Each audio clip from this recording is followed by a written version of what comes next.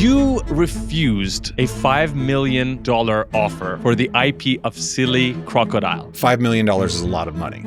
Trust me, when I saw this, I was like, I should probably sell this. I didn't even call my wife. Oh. No, I didn't call my wife. I said, no, this is not for me because.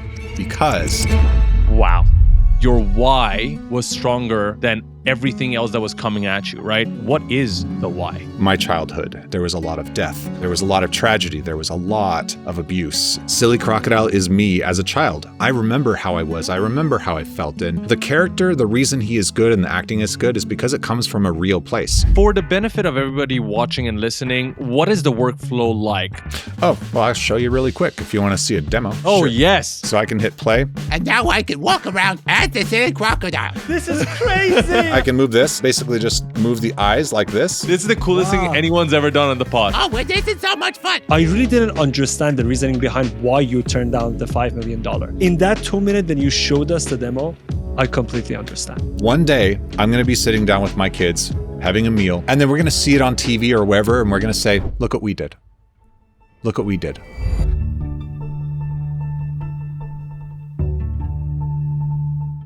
Cory, welcome to the Bad Decisions podcast.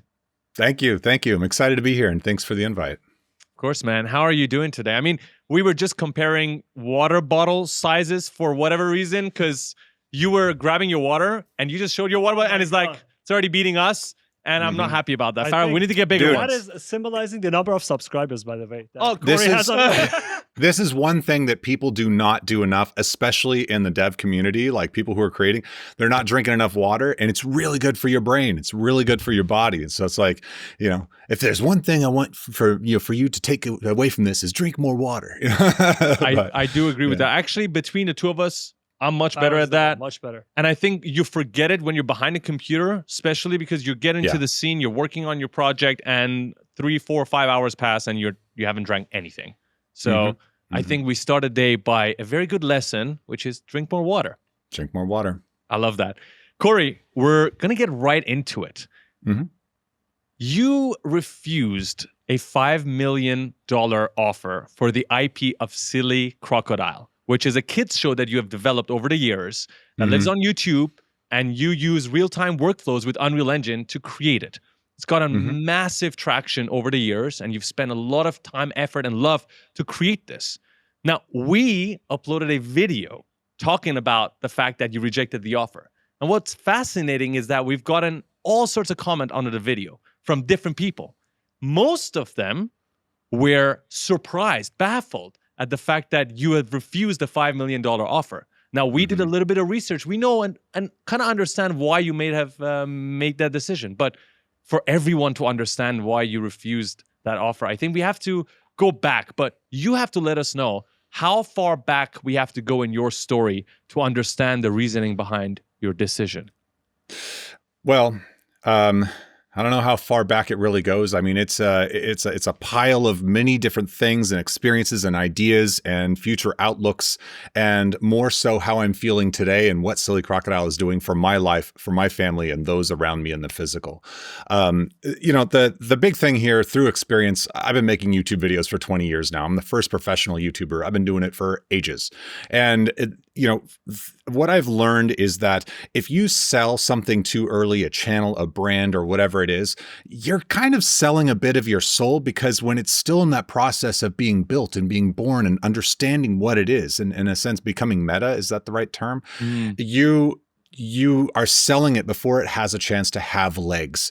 And this is the first time in my career where I know that I have something that has legs, because I've watched my friends who've succeeded on high levels and fallen to low levels and all of this sort of stuff. And so I can see it clear as day. So for me, turning down $5 million now is an investment in myself, right? It's keeping it for myself to continue to grow this thing to be what it should be. But more than anything here, again, it comes down to, what is it doing for my life right now? What is it truly doing? Because Silly Crocodile is not just a kid's cartoon. It's not. For those of you who don't know what Silly Crocodile is, Silly Crocodile is a 2.5D crocodile that runs around in a 3D world trying to understand who he is, but he's neurodivergent. He's a little different. And so am I. I can't read very well. I did terrible in school. And, everything I learn by doing, but I'm super ADHD. And so this crocodile is actually me as a child who had a lot of childhood traumas and issues and bad experiences. And the narrator of the show is me as an adult speaking back to my childhood self to help me navigate the world. So I'm essentially using this as like a form of therapy for myself and for the children out there who are going through similar things and who feel out of place and feel different, right? So there's all of this sort of stuff. And yes, $5 million is a lot of money. Trust me, when I saw this, I was like, I should probably sell this. But I didn't even call my wife. I didn't call my wife. I said, no, this is not for me because the company that wanted to do this wanted to essentially use Silly Crocodile and my channel as a stepping stone. They had an IP that they'd invested in, that they saw potential in, right? But it didn't quite fit in with what it was that I was doing and my message to the world. Because I mean, at the end of the day, I'm here. I live forever through the inspiration I give others throughout my lifetime. That is my mantra. That is my everything. I've got a tattoo all about it. It's like, I am here to change lives and to live a good life. But if I do this, I'm not feeding my life's purpose, right? So what's $5 million if I die? And then I go, man, I should have not sold that. I should have kept that, and, but again, the investment in myself here is that the money will come back, because when you work hard, when you believe in something and you have a good business sense, I'm constantly taking in information on how to do things better. It'll happen. Money has always been magic in my career. And even if the YouTube money is terrible, which it is, it's what's coming that will pay me back in tenfold, So it's, if anything, man, last thing I want to say about this is the job that I'm working right now is the job that I would be doing if I already won the lottery or if I already got $5 million. This is all I'd want to do. I would say, all right, I'm done with everything. I'm going to go do this. Oh, wait, I'm already doing this. So as far as I'm concerned, I've already won. Like I've got money to be able to be comfortable on. I've got investments in certain things and those things over the years that I've done have been good. Is money a little tight right now? Sure. But again, I would pay to do this. So it's perfect and I'm happy. And that's what matters. Wow. I fucking love that. And I'll tell you why. By the way, we can swear here, right? It's fine. We can. I know you don't do it. I know you don't do it. No, you're good. You're good. This is your show. This is good. I just want to say the only thing I can get from whatever you just told us is that your why was stronger than everything else that was coming at you, right? The why, whatever that is, and I want to break that down, was stronger than the $5 million. Even if it was 6, 7, 8, I think the why was stronger than that. So I guess the question I want to ask you is, what is the why? The why is, again, going back to my childhood. A lot of people have hard childhoods. It's not uncommon, unfortunately, to have a tough childhood. If you had a great childhood, then thank your parents. And if you had a hard childhood, still thank your parents, because there are a lot of things that they did good and all of that, right? But anyway, my neurodivergence and my feeling as a child really impacted my work. And so my why is to heal myself and to understand what happened, but also to help heal others faster so that they don't have to go through what it was that I went through and how I felt. And there was, long story short, there was a lot of death. There was a lot of tragedy. There was a lot of abuse. There was a lot of mistreatment, living in different families and all sorts of stuff like that. So I kind of have this like a whole bunch of stuff. Like I should not be who I am today in terms of what you would think after somebody went through stuff that I went through. You would think I'd just be a drug addict or doing something else, but no. I'm completely opposite. I'm so glad I have ADHD because I also have the ability to sort of forget or forgive, or both at the same time. Yeah. It's very interesting when you're saying that all the past memories and all the childhood is now coming into pieces together for you to make this show. But how, the duration that you're running Silly Crocodile, what about the time before that? what was the impact of those tragedies or those traumas on your content creation? Because you've been on YouTube for the longest time. First professional Yeah. YouTuber. Like, wait, that's 20 years 20 ago? years ago? 20 years, yeah. I started over 20 years ago now, Wow. officially. And how long is Silly Crocodile now? Silly Crocodile started in 2019. So it's around 6 years. So we are talking about at least 14 years of other type of content. Mm-hmm. How did that go about, and how those traumas were impacting your content back then? Yeah, so it was the same, but I was still very hurt and weirdly very angry at my past, and so a lot of my content was, you know what? I am an idiot, and I'm going to be as stupid as possible, and I'm going to be so funny, and everybody's going to love it, and so that's what I did. I mean, I did a lot of just really dumb things to make the world laugh, to show that, like, yeah, like if.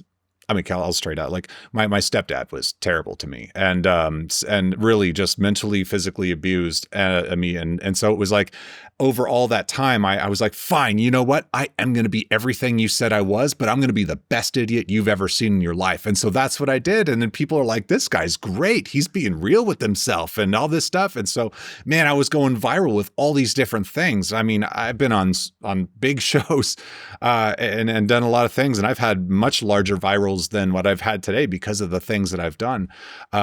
So I was seeking attention as well. You know, in my early career, I'm very much an attention seeker, and I'll admit it because I didn't feel like I had enough of it as a kid. And it's not attention that I'm looking for; it's approval. And when I started to understand this is when my content started to change. When I stopped trying to be an idiot, because I was like, wait, actually, Cory, you're not an idiot. You're really smart. And then I started doing smart things, and I got into Unreal Engine, and then I found out, oh, I'm actually pretty good at this. But yeah, it's so my content was self-degrading. And it did cause me a lot of mental problems after a little while, because I started to believe a lot of it in another level, and I had a major crash, and my career kind of tanked, and yeah, I got into a real bad depression for a while. How did you bounce back?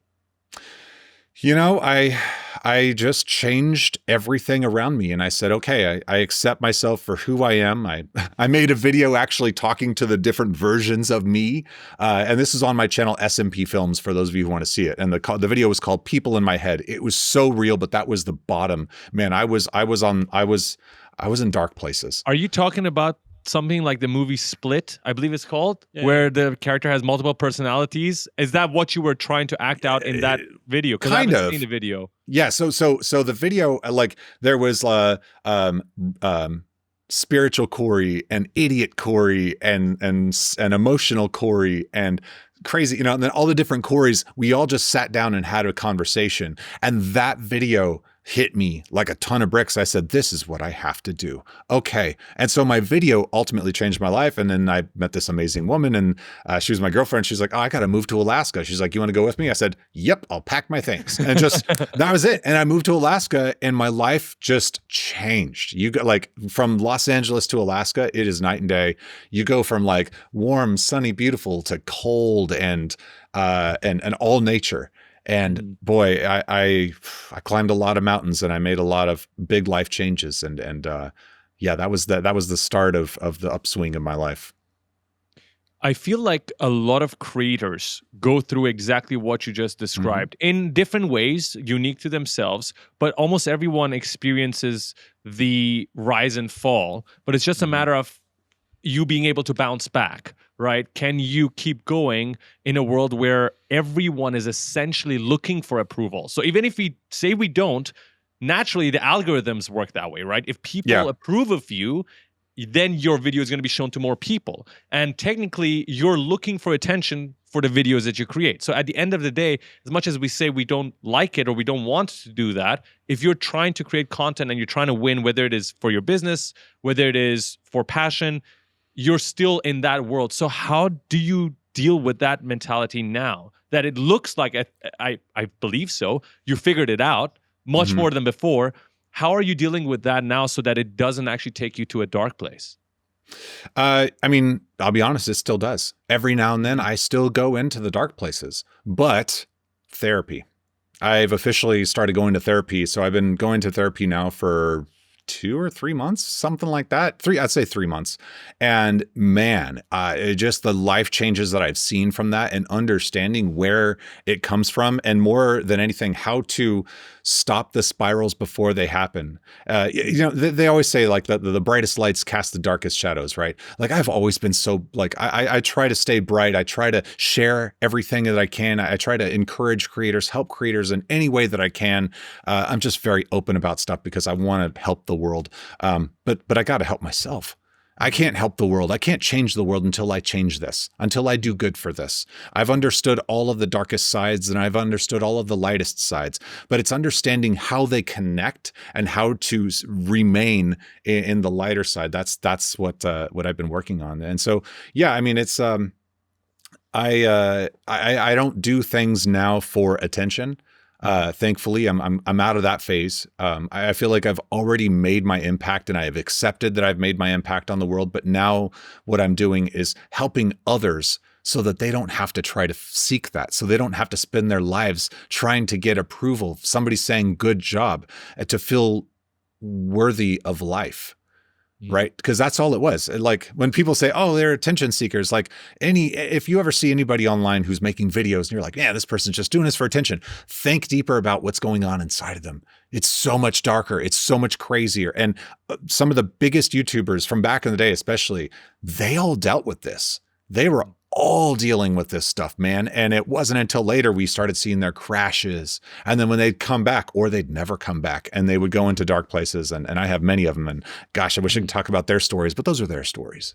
Learning 3D, VFX, and animation should not take you years. That's exactly why we designed the Ultimate Unreal Engine program, which is our best work yet. This is our masterpiece, which is going to take you step by step from beginner to pro in Unreal Engine in just 14 days. And by the end of it, you'll get to create a beautiful cinematic short film just like this. We'll take you step by step through pre-production, planning out your scenes, to setting up your environments using photorealistic assets really quickly. We will teach you modeling, texturing, and animation. We'll even teach you how to use metahumans to create beautiful digital characters that look real. We will teach you AI workflows to speed up your process. We'll teach you how to set up your lights so that your scenes look cinematic. We'll teach you how to use cameras inside Unreal Engine to set up beautiful shots, animate the cameras, not just digitally, but using virtual production techniques like using your phone to move the camera in the scene, which is super fun.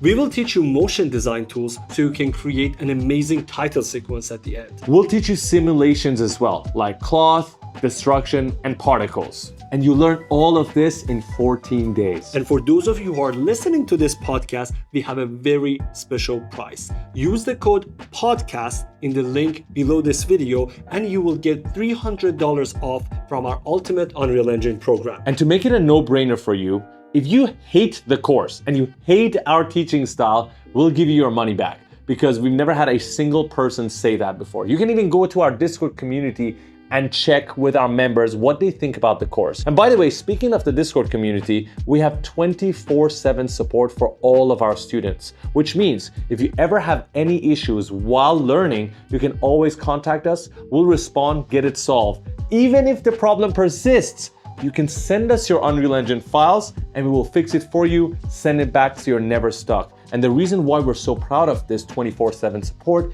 is because most courses don't actually offer that. So if you're learning and you get stuck, it's over and you're lost. So, Farhad, click on the link below this video and use the code PODCAST. PODCAST, in case you didn't know. Let's get back in. I remember creators who popped off really quickly, and then they had their fall shortly after, mainly because no one had any experience doing this whatsoever. There was no rule book. There was no blueprint on how to be a creator, how to get so much fame and money instantly at a young age specifically, especially with the gaming community. And then suddenly you don't know what to do with this amount of attention. Some people know how to deal with it. Naturally, they were good at it, but many didn't. So I guess what I found fascinating with your story is that you've been going for such a long time and you found success over and over again. And what I love about it, at least from what I hear from you and what I experience in this conversation and in the videos we've seen from you, is that you're figuring things out as you go, but you don't stop. You're not giving up on your dream. And I think that's the most important thing. If you have that why And if you keep that why very clear in the center of your head, you can always bounce back. You can always go back to where you originally were, right? There's a reason why you started this in the first fucking place. You just have to remember it, because so much shit is added to your life. So much clutter comes in, so much noise. I can speak for ourselves right now.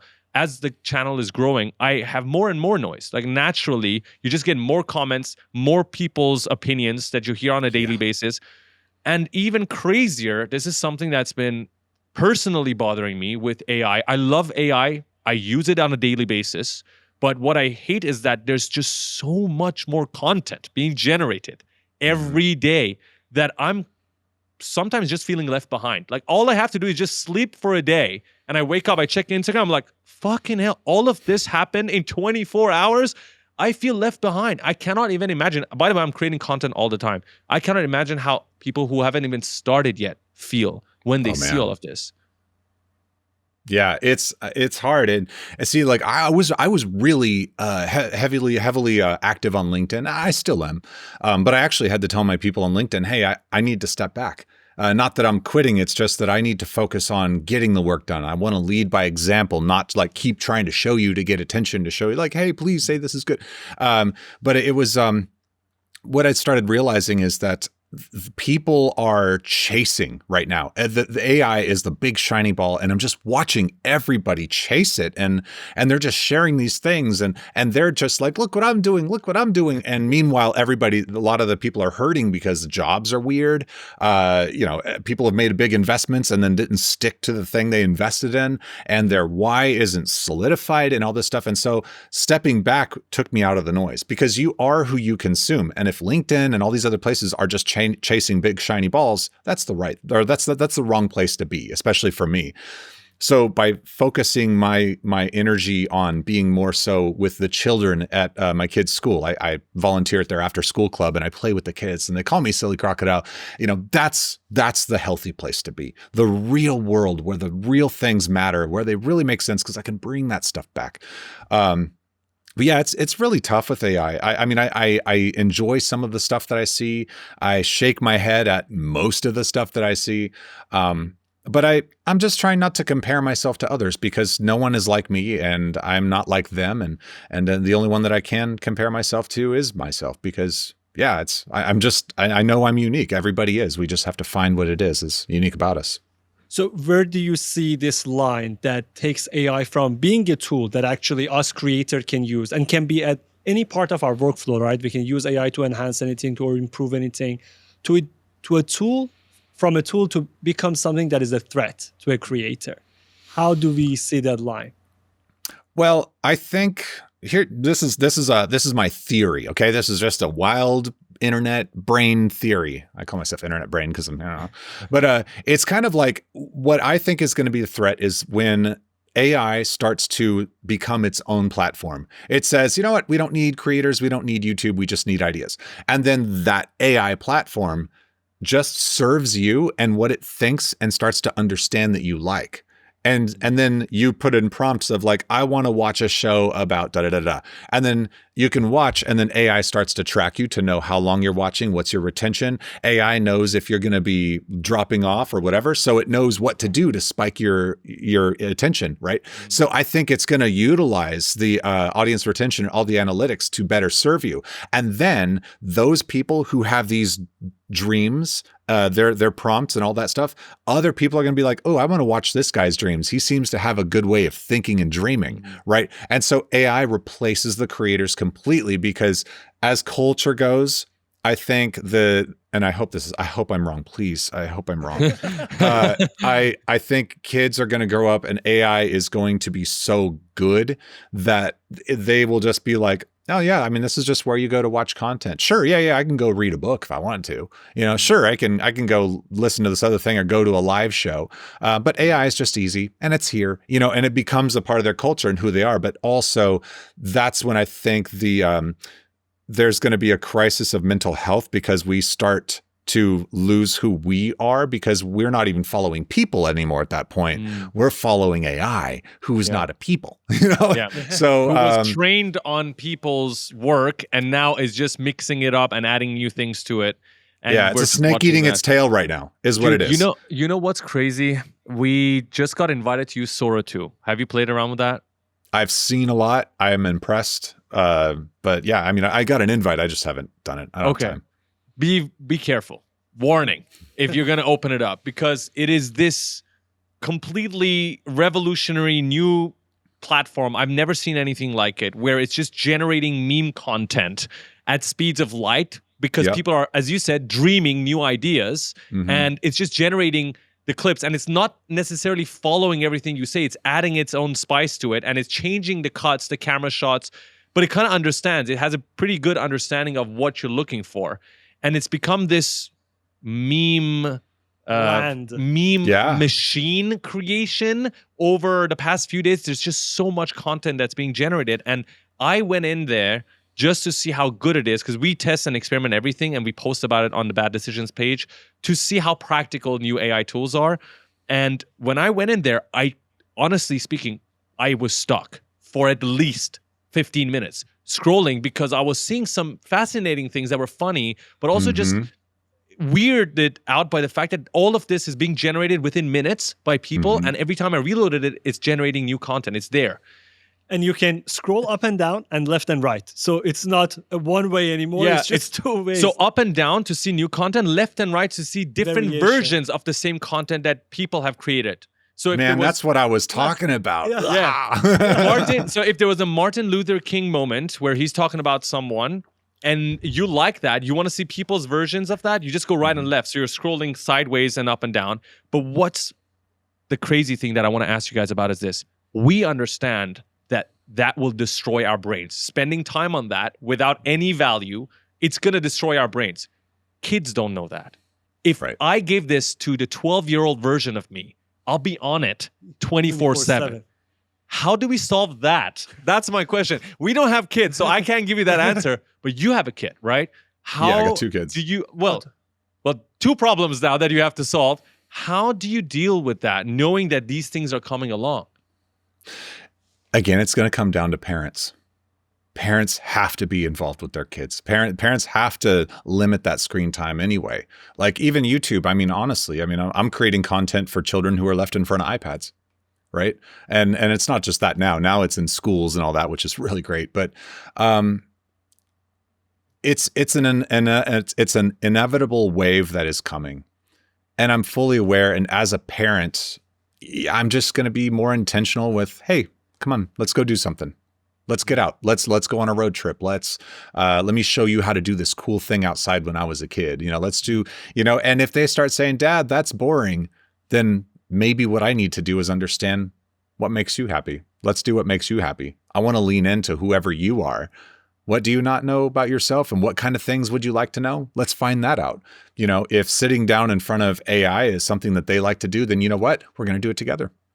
Make it a family thing. Make it something, because again, I can't stop the change of future, and I can't stop the how technology is going to come.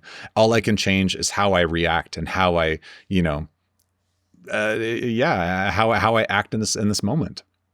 Like, here's something that I've really come to learn about myself and about the world and finding happiness, especially when in moments like this with AI. We think about our past, right?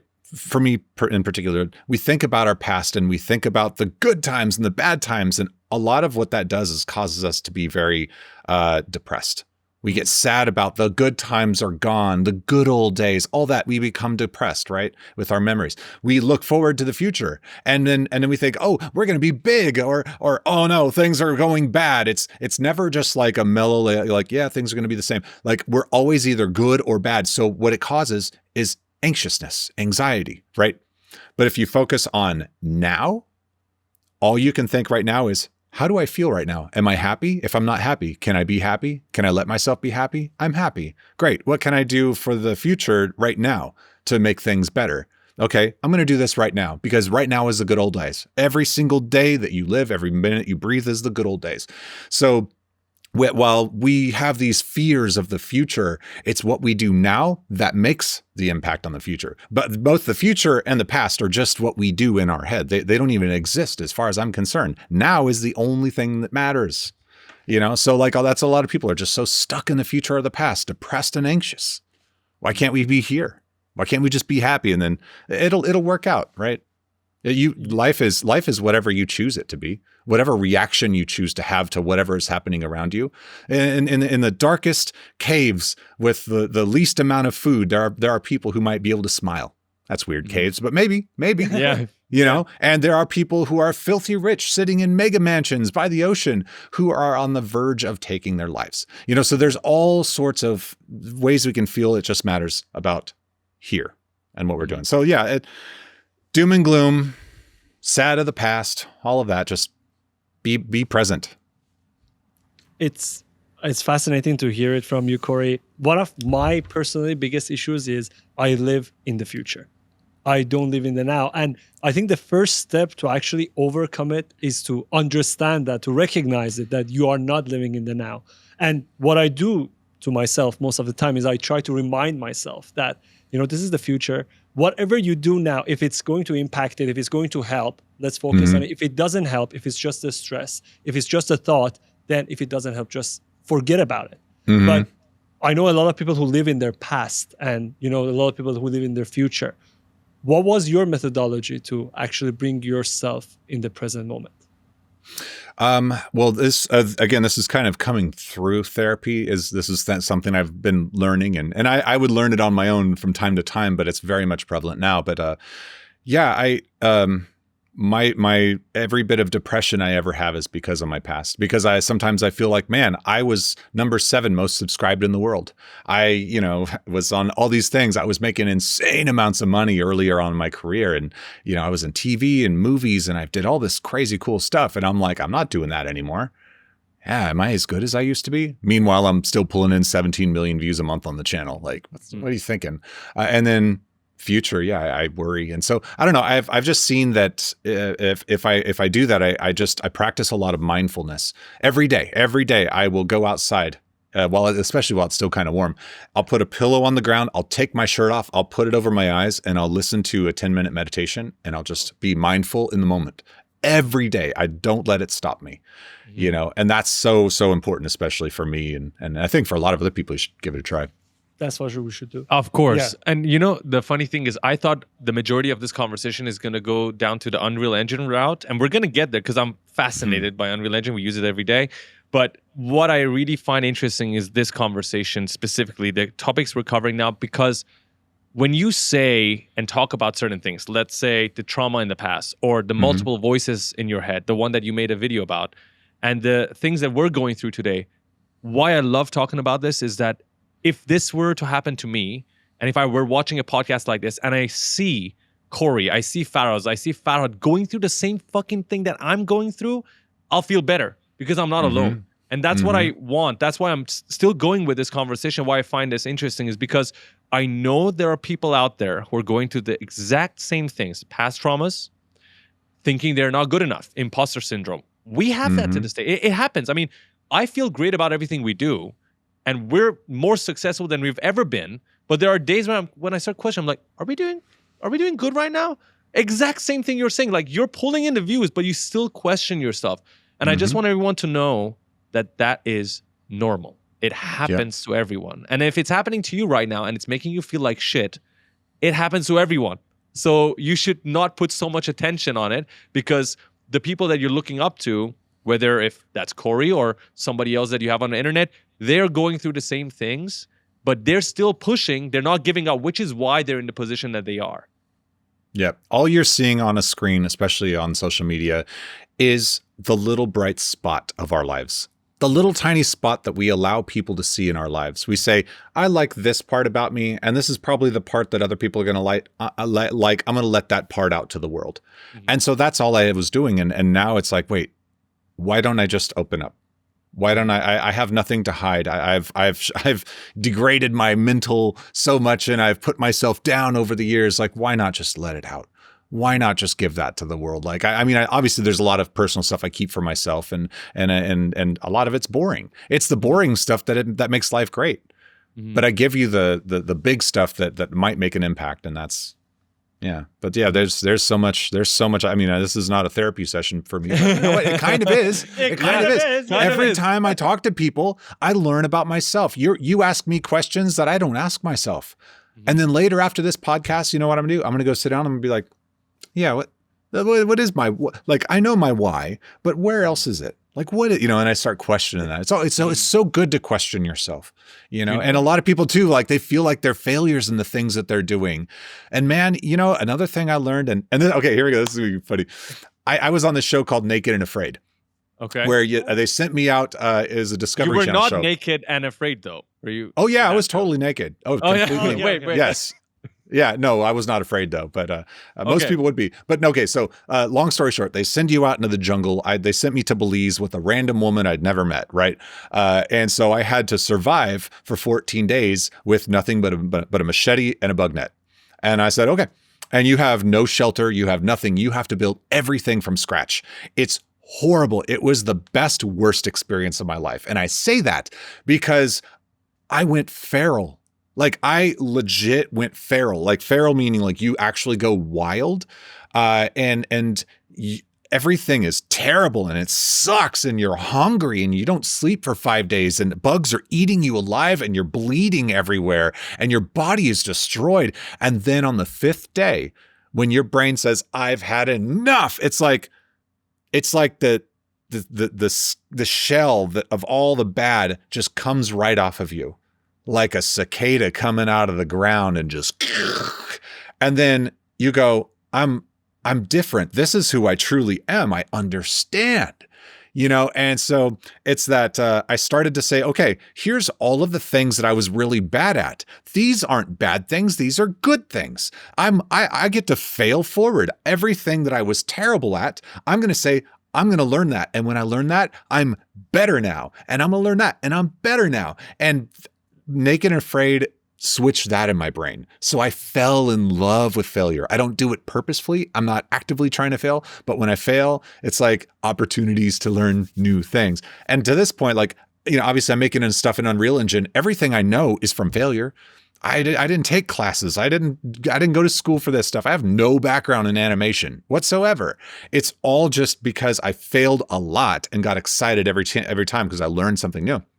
And so now I'm to the point where I literally ask my friends, hey, if you need help with something and you're completely stuck and you don't know what's going on, send it to me. And if I can't fix it, I'm going to get real excited about it and I'm going to obsess because I don't fail enough anymore.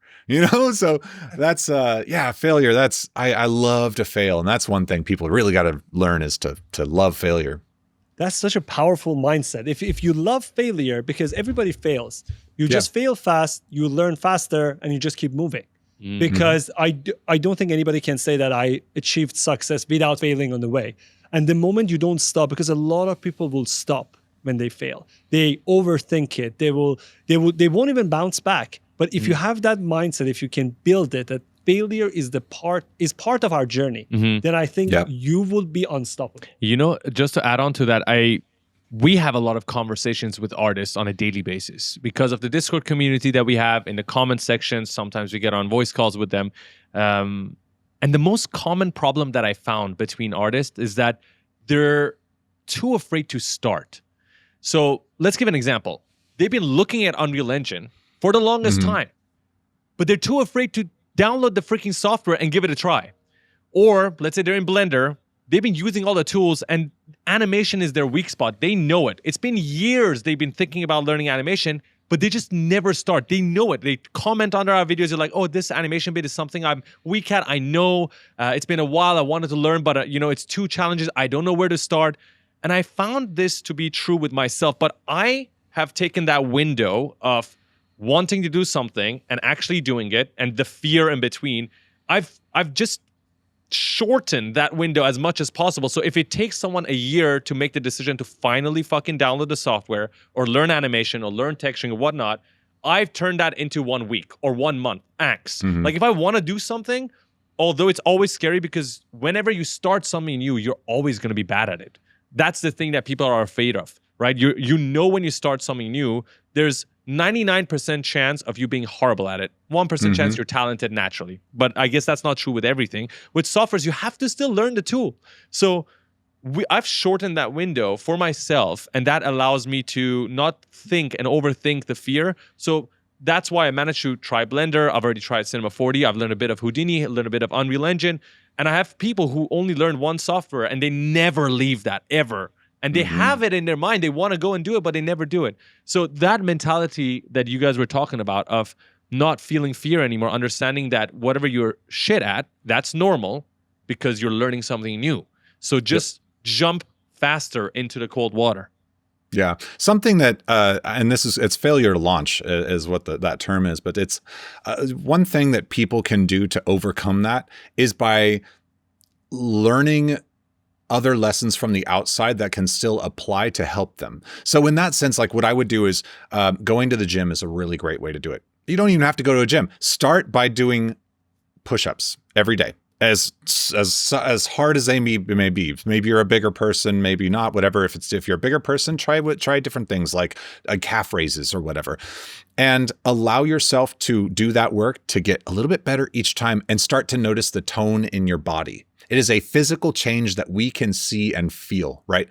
And as you do that, you get better. And as you do that, you get better. Like, oh man, I was better than yesterday. Oh, today I didn't do nearly as good. And then those are times where you can go, why? I didn't sleep well enough. I didn't really eat good today. I'm not drinking enough water. Those are lessons you've learned, right? So all of that is something that you can apply to Unreal Engine and all of that. Is you could say, hey, look, if I can do this to my muscle here, if I can, build better biceps and all that, I can allow myself to not be good in the beginning. And I can allow myself to get a little bit better until you're making video games. Like, oh man, it's Unreal Engine. I downloaded it for the first time in 2020, and now that happen actually? Huh? How did that happen? Yeah. Oh, so I actually started in Unity, but I was only using Unity for like 3 months because Unity, like you could just open up the project and say, make it a VR project, and then you could just drop in a static mesh without even having to worry about it. And then in VR, you can grab it and move it around. So I was making cartoons that way. Just that's all, and Unreal Engine, I was like, look at all this cool stuff that's happening. Cory Strasberger, I loved what Cory Strasberger was doing, and a couple of other creators. And I was like, yeah, I'm gonna try this.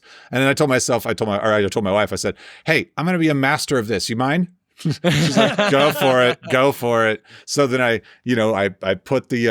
put a sign on the wall, which was my all the naming charts. Like I had a custom naming convention that I was like, this is what I'm going to use every day, like religion, and that's what I do. And I have a file structure that I like, so it's speedy.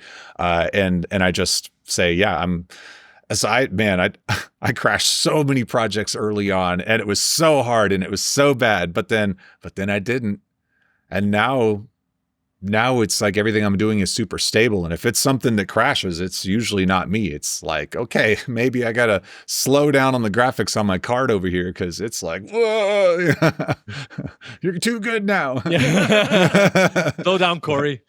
Yeah, slow down a little bit. But no, it's but I'm a master of my own thing. Like I can't. I'm not actually trying to say like I'm an Unreal Engine master. It's like no. I'm a master of what it is that I do because I'm niche. I focus on what it is that I do. And I mean, there's nobody doing anything quite like I'm doing. Like everybody's doing. Some people are doing real time stuff and this and that. But even Silly Crocodile is so unique. It's not That's why I can say I'm a master of it. For the benefit of everybody watching and listening, what is the workflow like? You can be as brief or as detailed as you want. Oh, well, I'll show you really quick if you want to see a demo. Oh, yes. Yes. Oh, sure. Yes. That's even better. There we go. Hang on. Just fire it up. Do. Nice. This is the beauty of Unreal Engine. Yes. Real time, baby. Real time demo. There we go. The Okay. podcast. So I'll go ahead and hop over. So here we go. You see that, all right? All right. So this is my world. This is my Halloween world. I'm releasing this music video tomorrow, maybe even tonight. Oh, okay. Yeah. I don't know. So yeah. So I'm going to go ahead and go trick-or-treating really quick. So I can hit play. And then. And now I can walk around as the Silly Crocodile. Go this way and hop, and then we go trick-or-treating. All right, Dude. Silly Crocodile. You going to go trick-or-treating? Wait, what's that house right there? Oh, this one? This is the narrator. This is where you got lazy. You decided not to put anything else but a bunch of pumpkins because you said, oh, it's so creepy, just the pumpkins. Holy Stop shit. stop picking on me, Silly Crocodile. Yeah, but you did a good job over here. On this house over here, you decided, oh, I'm going to make a pumpkin that looks like me. And you did a good job. It's kind of shoddy work, but nobody knows because I don't get close to it. This is crazy. Yeah, so this is Dude, it. okay, you just pulled that out of nowhere, man. That is nuts. This is the coolest thing someone's ever done on the podcast. This is the live demo. We are watching Silly Crocodile live. This is the coolest thing anyone's ever done on the pod. Oh, well, this is so much fun. And this is, remember, narrator doesn't know anything about anything. He just happens, Paul, and he just gets really lucky because he puts himself in the position to be lucky. Isn't that not right, narrator? I suppose so, Silly Crocodile. Yeah, we can talk to each other. Isn't that kind of weird? I can look right at him. Okay. Wow. But that's it. That's what I do. Right? You're using a controller at the moment as we are speaking, or using WASD? No, just using the controller. So simple. I can move this and then basically just move the eyes like this. No way. I can move right and left. I can jump. And then if I was on Cameo right now, I can make him fart. I can turn him into a ninja. I could do a million things. And I have so many different costumes and, different things. And yeah, I mean, it's not simple. It's straightforward the way that I've done it, and there's so many times that I just want to like teach people how to do. I'm getting stuck there. Dude, collisions are hard you are there. truly the master of what you do. Just like you mentioned, first of all, the voice acting, at first, when I watched the video, I thought you're using a filter or you're processor using a software or something. That's you. Nope, That's it's you. just him. That's what he does all the time. He's in the shower singing. And wait, so you got the controller on controlling the character. You've already created the blueprints that allow you to move the character the way that you want it to move, and the tail is following the movement. Yep, got secondary the eye motions. control. Yes, which is beautiful. And you've got live link, I assume, with another iPhone because it's following your mouth. Am I right? Yep. So ba ba ba. I have eyebrows. Bro, I wouldn't sell for $5 million. Then Cory, this you're is- right. I wouldn't sell for $5 million. And- I've seen 2 minutes of what you can do in here. I wouldn't sell it for $5 million. And you know what's beautiful is that because you're using a game engine that is real time, you get to have your own experience in real time. So you're not trying to produce something and then after the fact figure out how it looks. You can record everything and be in that experience.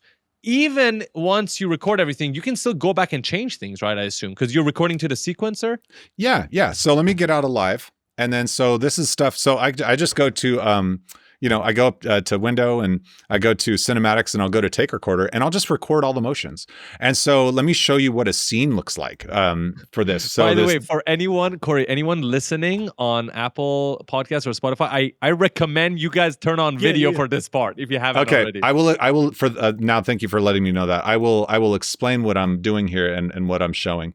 So what I'm doing is I'm opening up a thing called the sequencer. The sequencer is essentially like, imagine like a notepad of everything that has been happening and recorded in the scene. And so it's got a list of all the different characters that I moved and everything. So I'm going to go ahead and enable it. And I'm going to just start playing it here. You can't hear the audio, obviously. But you can see this is just a recording that I did earlier.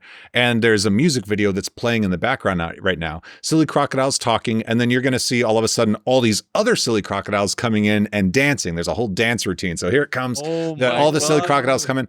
And it's just me doing the stuff. And then, by the way, the blue one over there, it's a shout out to my friends at Mob Entertainment. It's my Huggy Wuggy version of Silly Crocodile. Anyway, so yeah. And that's all it is. So I basically played some video games, made my own video game and walked around with the crocodiles and went trick-or-treating and had a lot of fun with it, and that's what it's all about. That's what real-time animation truly is, but the world doesn't really seem to know that it exists in this way.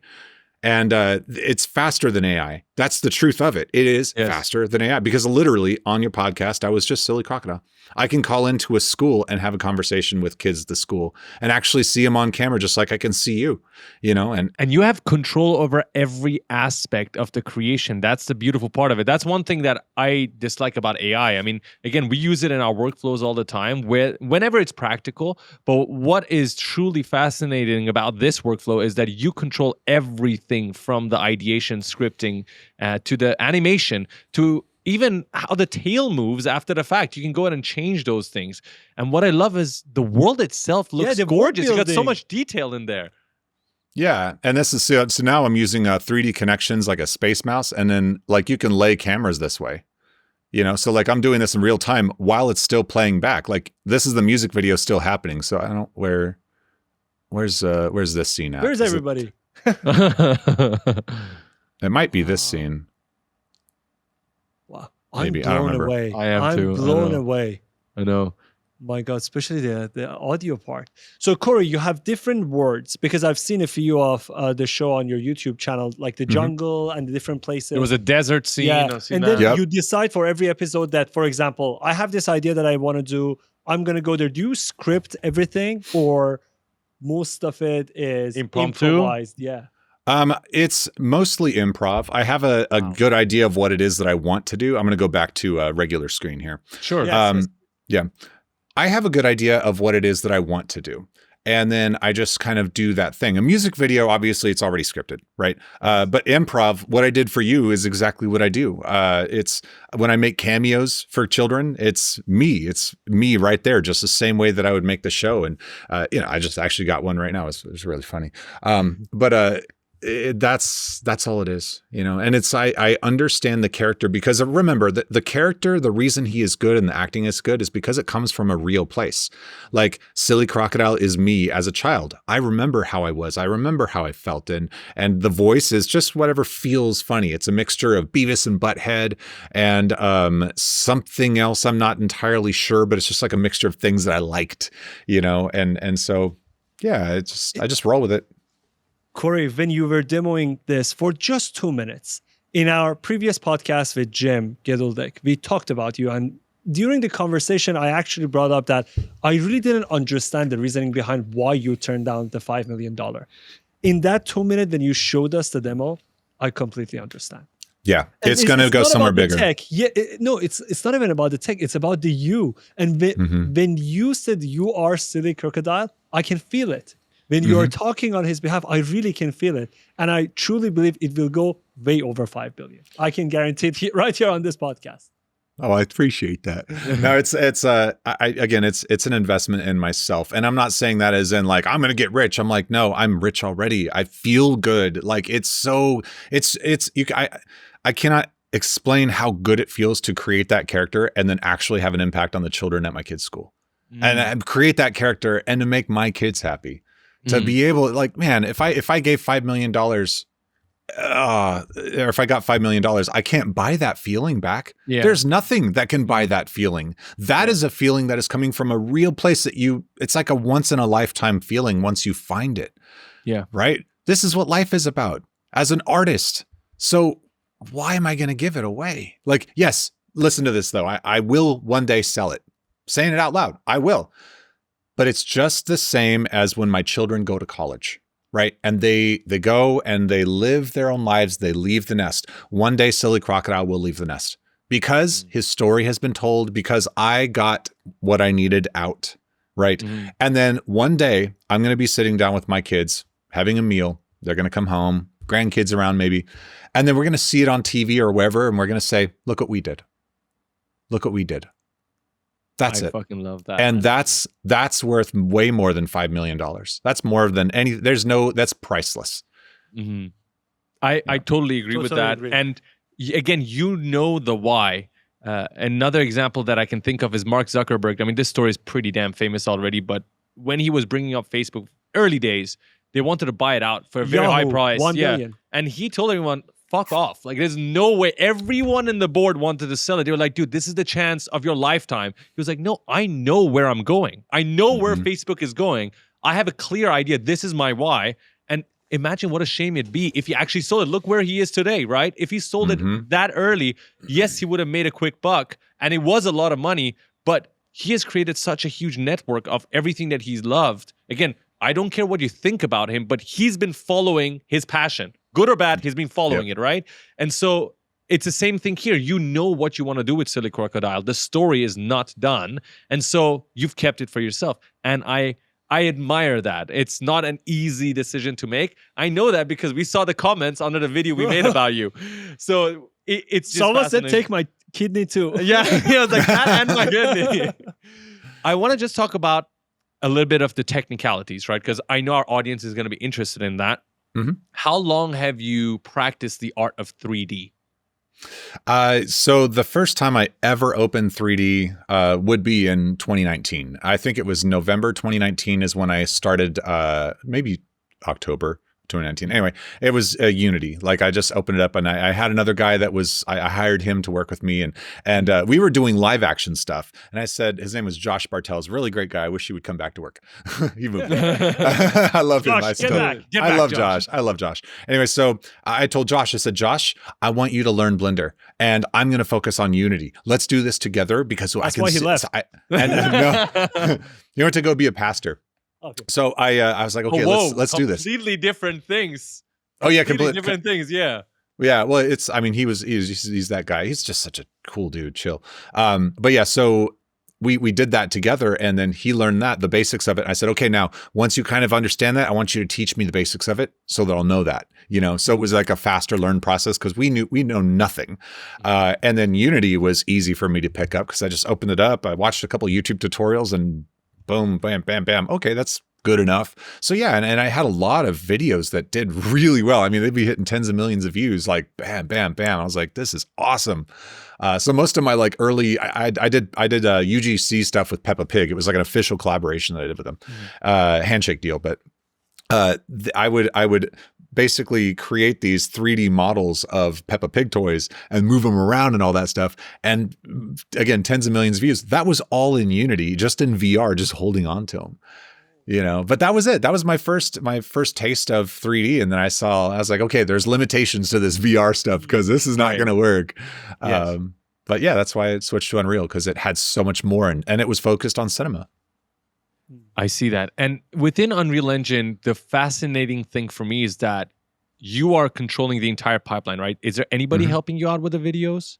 No, not at all. It's me, everything from the writing, the acting, the producing, the animating, the creating the meshes, the everything. I do everything now. But it's skill stacking from every failure that I've ever had and every opportunity that I had to get better. That's why it works. But I don't completely reinvent the wheel. I mean, just to be clear, like I'll find like oh, here's an asset pack for, $20 and it has some of the things that I need. Oh, great. I'll buy that. And then I'll just pick it apart and I'll bring it back into Blender. I'll change it as I need. And then I'll bring it, So like this one is Polytown, this scene I'm working on right now. And then obviously there's a ton of other stuff that didn't have that in the asset pack, but it was a good base. The lighting was bad, but I've learned lighting and that's also through the help of other people and other artists on LinkedIn. I want to know how long does it take for you to come up with the idea and produce the video and Upload it's to ready YouTube, to go? Yeah. Usually come up with the ideas on Monday and have it out by Friday, Saturday. So that's it. And but there's some days where it'll be the same day. If I do the question and answer video like I did recently, the video didn't get a lot of views, but it got a lot of cameos and it sold a lot of books. I mean, that was like a connection video. I call that a heart. I have a couple different types of content I make. But yeah, so that was the same day. I asked the kids at my kids' school, it was like 4:00, I was playing with the kids. Hey, what do you want to ask Silly Crocodile? Ask Silly Crocodile if you could come to my house. Okay. Wrote it all on my phone. And then I came back and I recorded that entire thing. And then I, adjusted the cameras and then I uploaded it that night. So it was just like, boom. Yeah. So it depends. If you're enjoying this conversation, we just wanted to remind you that we come back to you every single Tuesday with another episode of the Bad Decisions podcast. It will be available on YouTube, Spotify, and Apple Podcasts. Now back to the conversation.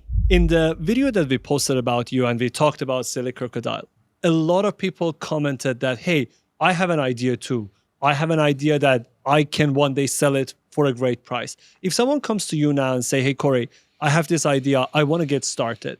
How do you tell them what is the best way? That's a big question because there's no one way. There's no one answer for everyone's problem, right? The biggest thing is obviously is download Unreal Engine, do the first hour, sit down and learn only the things that you need to know and not a whole bunch of other crap.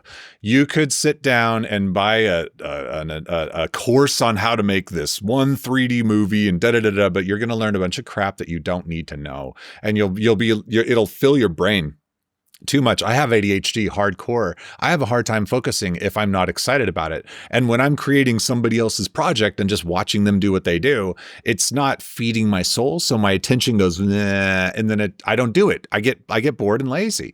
So if I say, okay, what do I want to learn today? I want to learn how to, turn my phone into a baseball bat and then try to make the phone hit a ball inside Unreal Engine. That's crazy. But I can think on a level and say, okay, well, if this phone can track my face, or even better yet, I can use it for position tracking, then if I can do position tracking, then I can move a bat.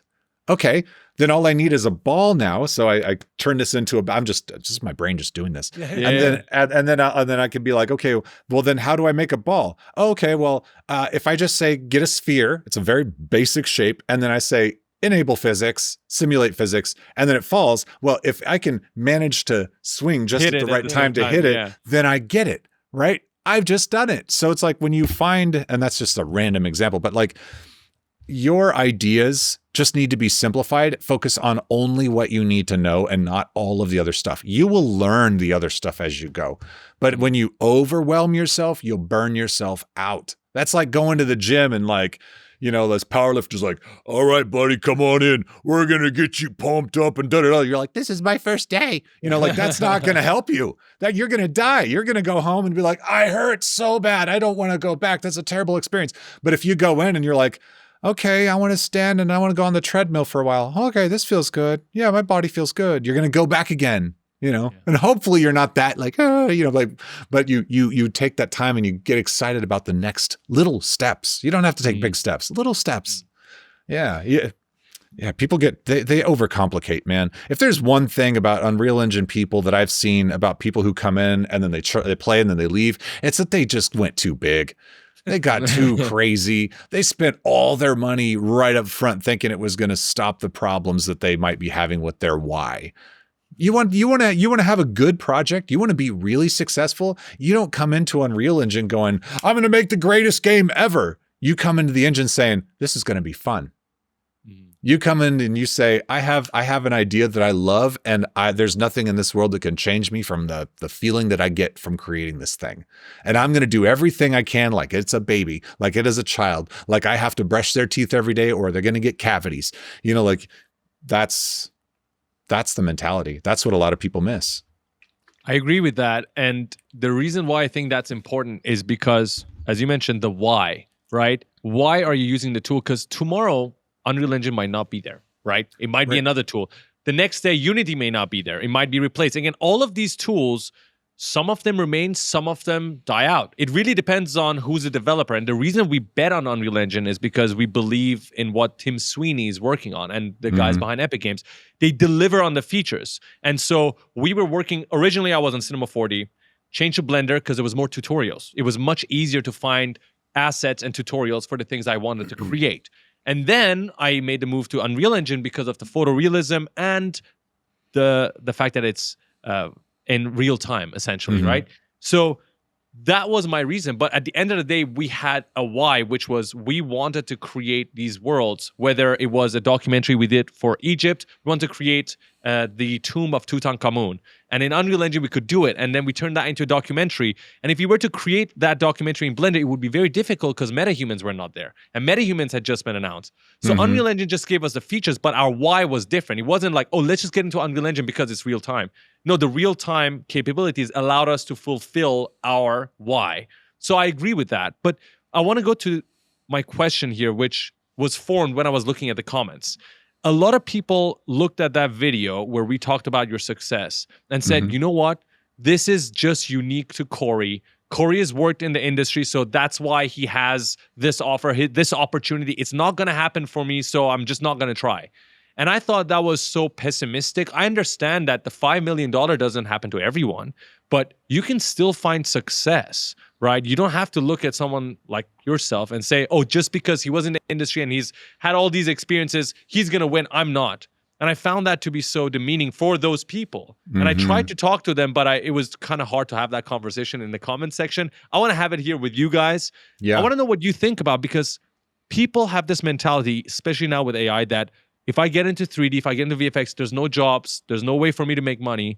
But then I hear, as we have this podcast, time and time again, people are making money, people are finding success, but it really depends on what they're working on and how consistent they are. Are they posting about their work? Are they sharing their work with the world?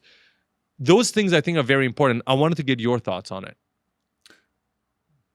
Losers focus on winners and winners focus on winning.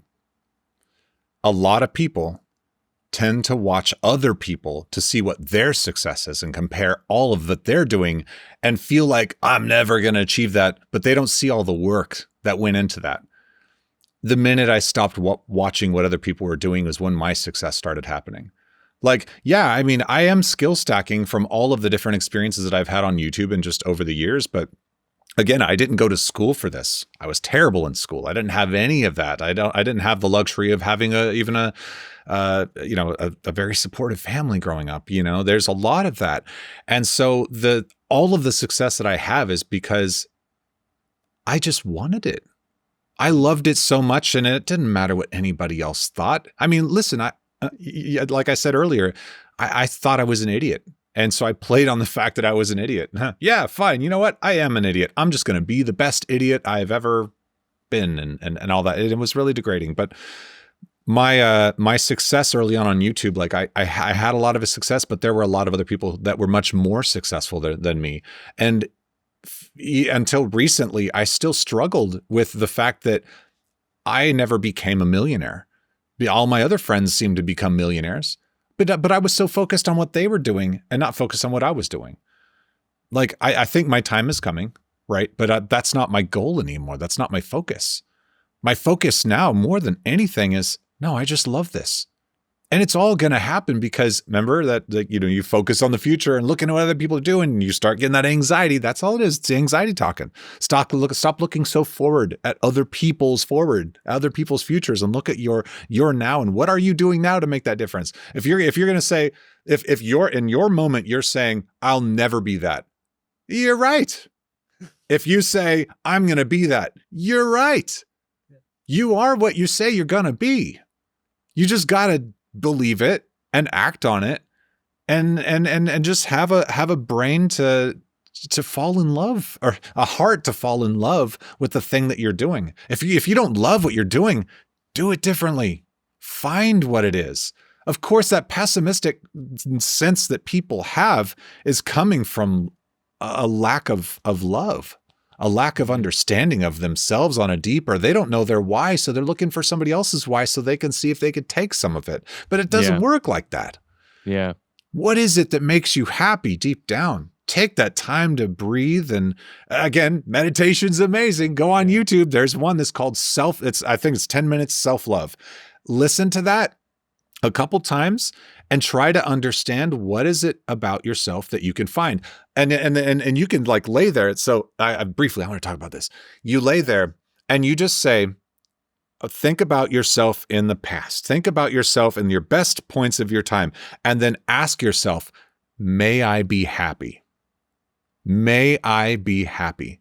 What does that mean to you to be happy?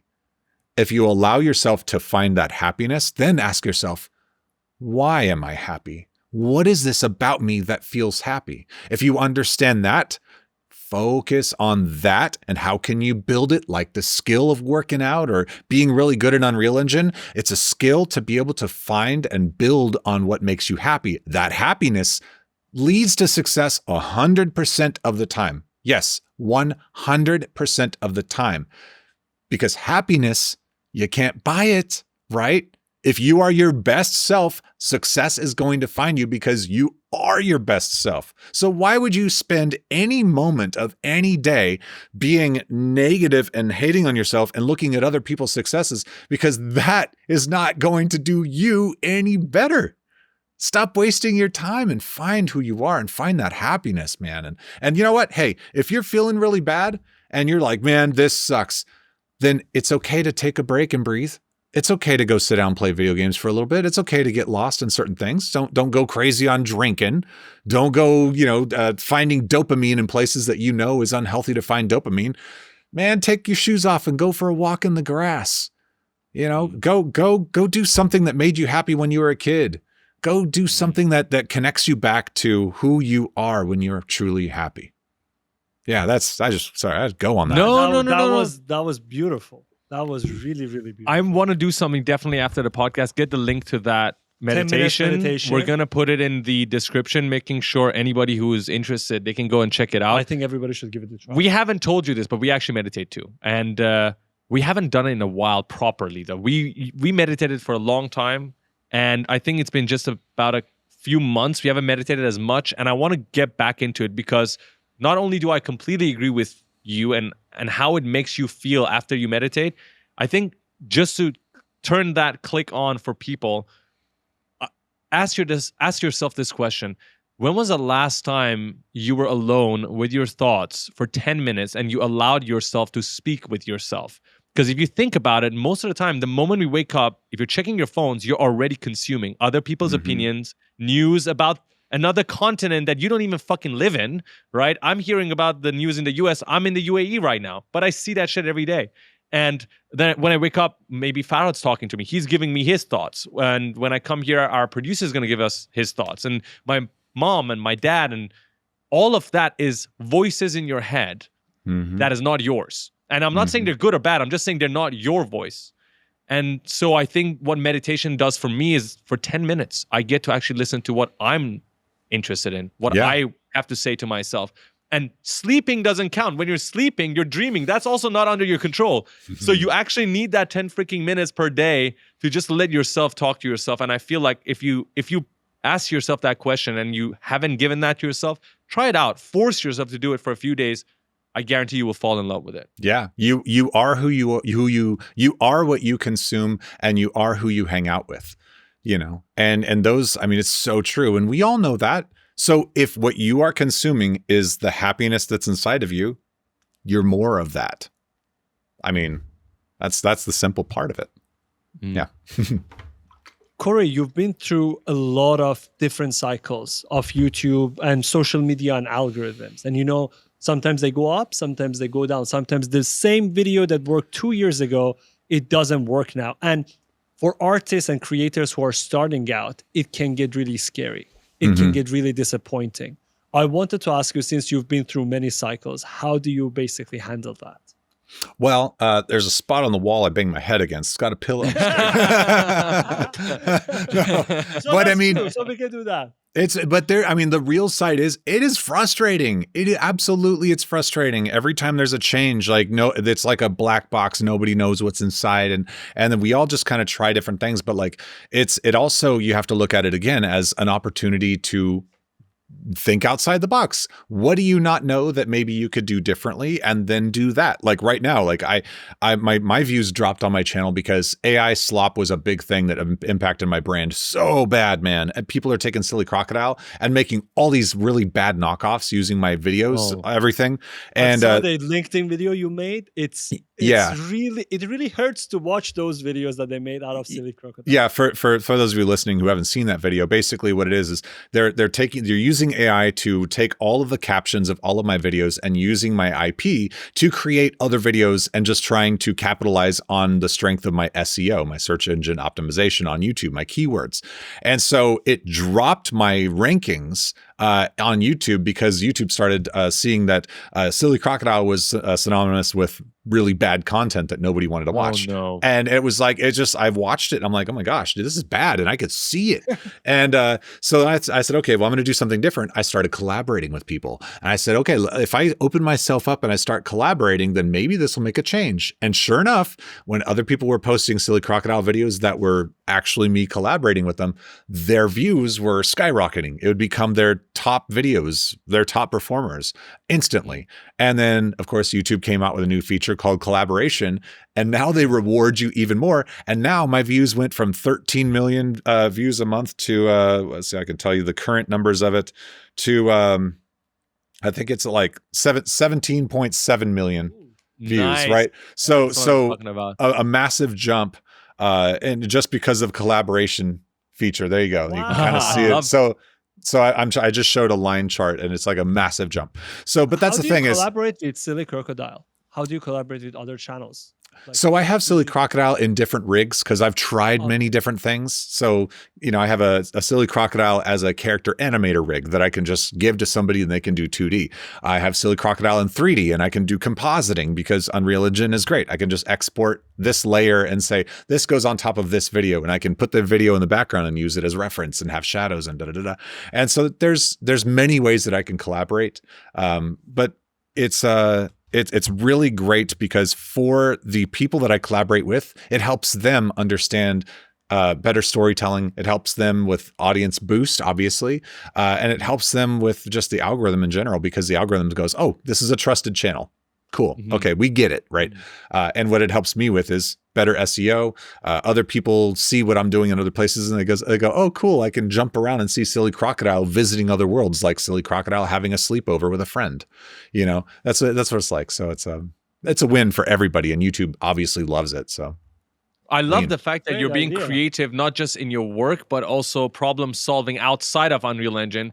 And this is the beauty of it, right? You didn't give up just because the views went out. You're like, how can I solve this problem? You're Mhm. collaborating now, which is, even if this never happened, collaborating has always been one of the best ways to get your performance of the channel up. And it's also fun because I imagine you're now reaching out to different people, you're making great connections. And so that problem solving inside Unreal Engine and outside Unreal Engine is key to your success. And I love that. yeah. I need to ask your opinion about something because we use Unreal Engine for different purposes than you, mostly for education, actually. But you're using it for Silly Crocodile and you're using the virtual production pipelines, which you've demonstrated incredibly well in this podcast. Where do you see the future of this for different creators like yourself, or maybe even traditional media switching over to modern pipelines like yourself? I want to know, if you forget about AI for a moment, where do you see this virtual production and this kind of workflow in the future? Well, once the companies who have money, whoever the creators, let's just focus on the creators. Once the creators understand how actually easy it is to create content, especially now, like Unreal Engine was much harder when it was UE4. Like, my gosh, it's night and day. Yeah.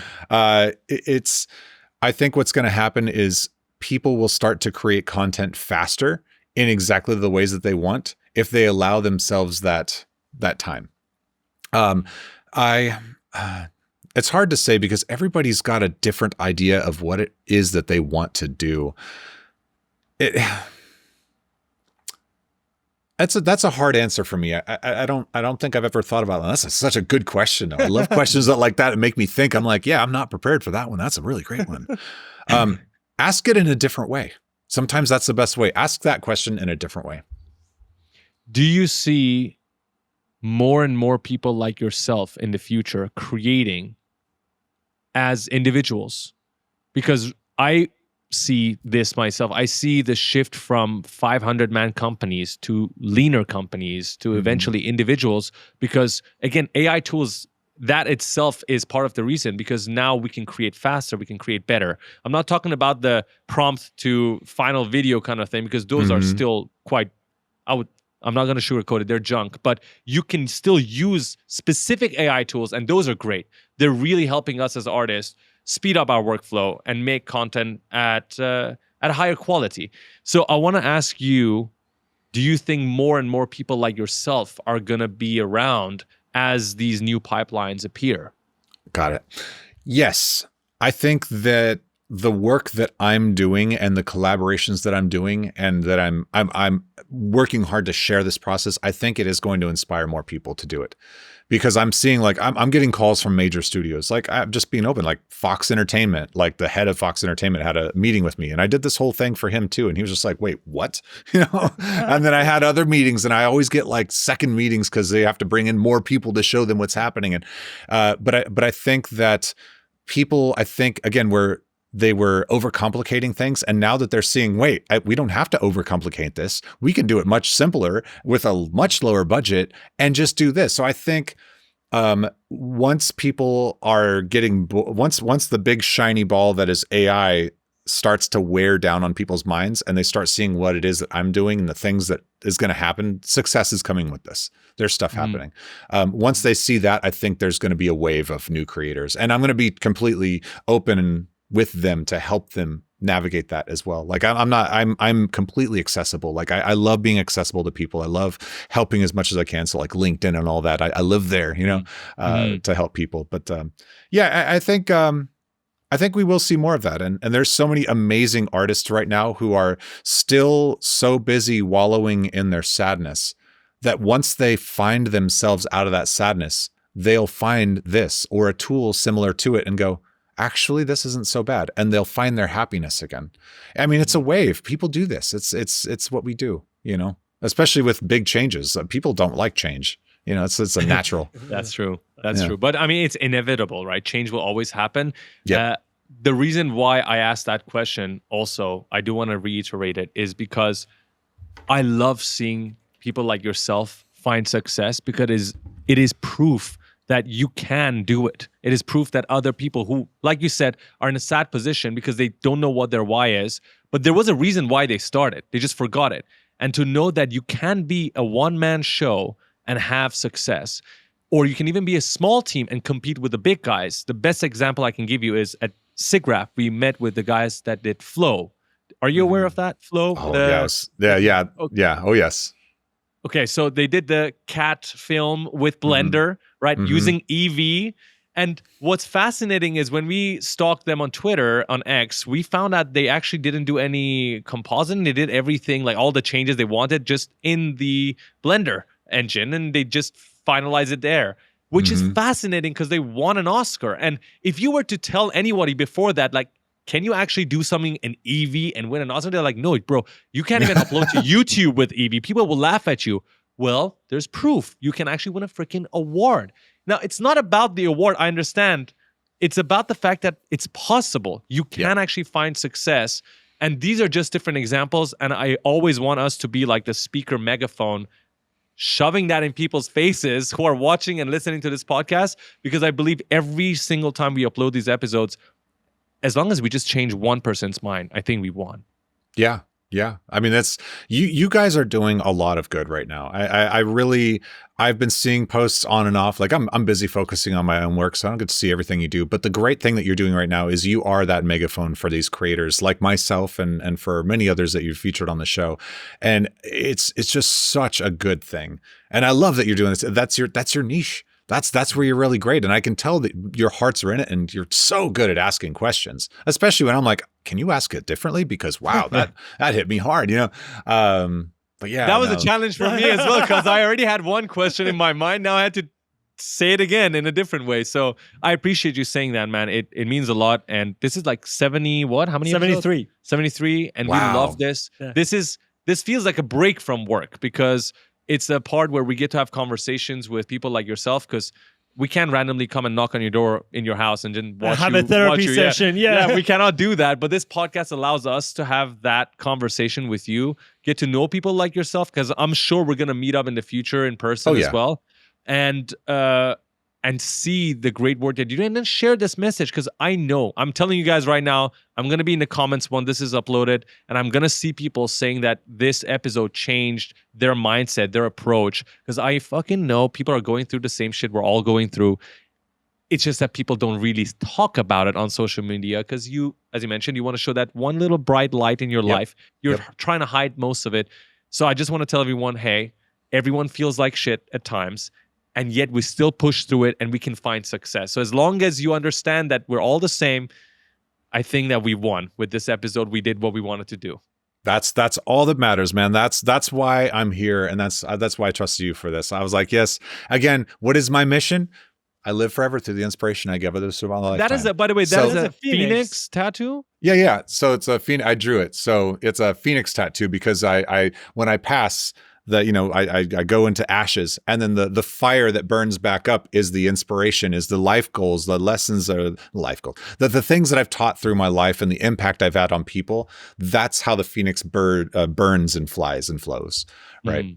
So yeah, I love Phoenix tattoo. I kind of like that. Yeah, we should get because I believe in what you just said. Maybe I'll have you draw one for me as well, man. Can you do that? I'll try. My next one actually is going to be a little girl on a swing right here. And then when I get old, I can go like this and she can swing. Is there any silly crocodile tattoo on you? No, but I'm going to get, What? okay. I have a goal. When Silly Crocodile goes to a streamer and for the first time I make $1 million, just $1 million, or maybe if I pass that 5, no, I wanted to put just a smile, or actually a smile over my heart, maybe. So just a to smile? just his smile. Yeah. No, that's Silly Crocodile smile, right? Yeah, he's got a very Okay, distinct okay. smile. Yeah. Okay. Yes. Yeah. Okay. It's part of Fair it. enough. Because that's all that matters is like, hey, be happy with being silly. Be true to being who you are. You are a 2.5D person in a 3D world. That's what I am. That's who I am. And so it's not just Silly Crocodile. That's my life. That's beautiful. I wanted to say thank you for giving us your time, and we understand that you're busy. You were working on the Halloween video, and just for context, are you going to be going back to that after the podcast? Oh yeah. I'm finishing that up. I'm putting a dinosaur in the next scene, and then I'm good. Okay. What's Yeah. what's the timeline like for you in terms of work hours when you wake up to when you go to sleep? Well, this one is different because it's a Halloween video and it's currently October 9th. So I only have, 3 weeks until Halloween. But so I'm on crunch time. Usually I don't work as hard or as fast as I am right now. But usually lately I've been allowing myself 2 weeks to make videos because I'm focusing on a little more quality. I can do it fast, but it's not Right. about speed right now. It's about quality. It's telling a great story. But yeah, I mean, my work schedule as it is right now, I wake up every day at about 5 a.m. I come up here and I start working real hard until about 7, and I go kiss my kids to wake them up and then make breakfast and do all that stuff, send them off to school. Back at this, 9 o'clock, I'm working, 5 o'clock, turn it off. Sometimes 2:30, turn it off. And then I come back to work after the kids go to bed, and then maybe work until midnight. So, Wow. I'm rolling on 5 hours of sleep, but it's like right now it's okay. I know my limits, but as soon as this video's done, dude, I'm sleeping. This is not usual. This is not usual production time, but the nights, I do not work nights like this. Mornings, sure, I love it. I love waking up and creating. That's just like, it's like doing my exercises, But meditation through the day, go hit the gym during the day, so I'm not just stuck at a computer. I totally understand that. Thank you so much for sharing that, because I think a lot of people were curious how the time looks for you every day. But again, thank you. We appreciate you, Cory. Keep doing what you're doing. We'll be looking forward to more of the Silly Crocodile videos. Thank you, guys. I appreciate it. Appreciate it, man. Thank you guys for watching and listening to this episode. If you guys want to do the meditation, link's going to be in the description. Let us know how it felt afterwards. We'll be looking forward to that in the comments. And see you guys on the next episode. Until then, ciao. Thank you guys so much for watching and listening to another episode of the Bad Decisions podcast. Our goal is to bring this conversation in front of millions of people. And therefore, we have one little request from you. Because if this conversation helped you, then you can help other people hear it too. The way you can help is by leaving a 5-star review on Spotify and Apple Podcasts, and follow us on Spotify and YouTube. That's it. We'll see you guys next week on Tuesday. Thank you.